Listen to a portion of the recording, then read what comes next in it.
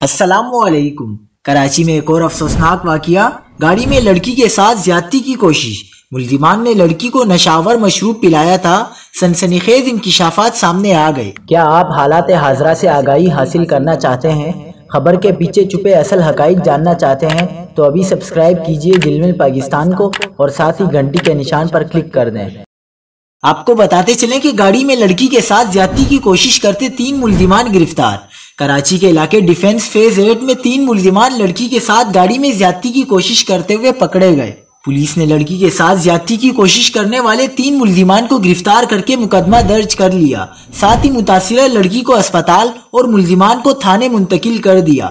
Police نے بتایا کہ ملزمان نے لڑکی کو نشاور مشروب پلایا تھا، جبکہ ملزمان کی شناخت ناصر، عتیق اور مزمل کے نام سے ہوئی اور ان کے خلاف تھانے میں مقدمہ درج کر لیا گیا ہے۔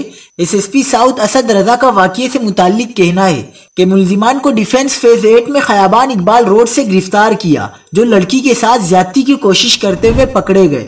پولیس نے والدین کو خبردار کیا ہے کہ وہ اپنے بچوں پر کڑی نظر رکھیں اور احتیاطی تدابیر اختیار کریں۔